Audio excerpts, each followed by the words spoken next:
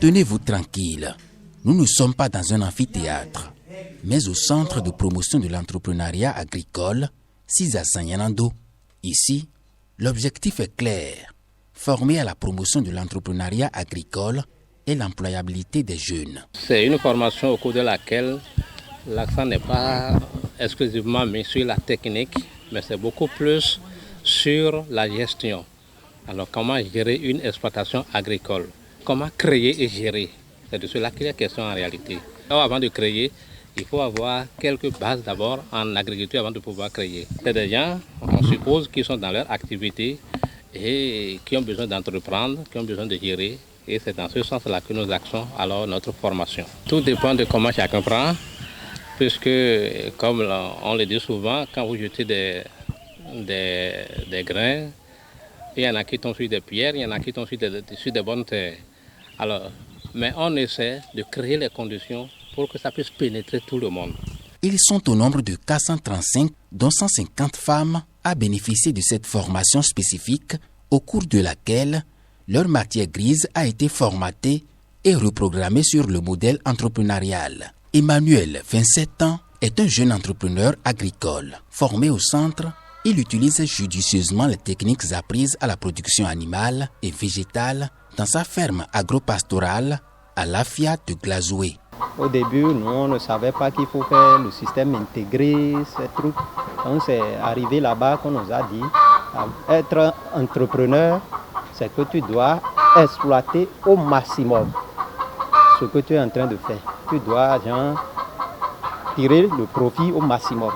Donc, il faut rien rater, à vrai dire. Et c'est ainsi, nous ici, on fait la production végétale, la production animale et le maraîchage. Donc, on fait un système intégré. On cultive le maïs, le soja et l'anacarde.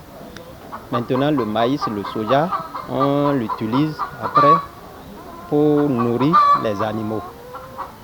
Maintenant, les digestions des animaux, on prend ça encore pour faire le maraîchage, pour donner aux arbres fruitiers et autres. Donc, on valorise les fientes de ces sujets pour faire une production bio.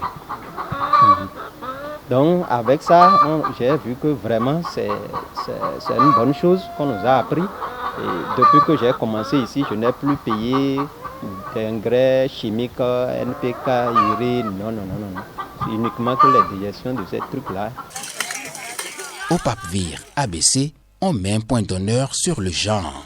Elles sont plusieurs jeunes filles à se faire enrôler dans cette formation. Mireille, la trentaine, titulaire d'une licence en géographie, a saisi l'opportunité du projet pour reconstruire une carrière en entrepreneuriat agricole. J'ai été sélectionnée par le cadre de ma commune, plus précisément le cadre de la commune de Banté. J'ai été sélectionnée pour venir suivre la formation dans le but de pouvoir aussi pratiquer les différentes cultures, à savoir la carotte, semence de carottes, betteraves. Cette formation va m'apporter beaucoup de choses. Je ne connaissais pas l'écartement qu'il faut avant la semence de ces différentes cultures-là. Je ne connais pas aussi la largeur ni la longueur qu'il faut adopter pour réussir ta planche. Et aussi le temps qu'il faut adopter des cultures. Ou bien si tu veux faire tes cultures par contre saison, le temps qu'il faut. Ou bien si avant de réussir ta semence là, il faut aussi calculer les périodes pour ne pas faire attraper par la sécheresse ni le temps de la saison pluvieuse. Cette formation a été financée par les fonds CASP, par l'entremise du Papvir ABC. Le groupe de la BAD, la Banque africaine de développement, assure la supervision de ces fonds. Une seconde phase du projet serait la bienvenue pour ces jeunes qui ont déjà pris goût à la liberté entrepreneuriale.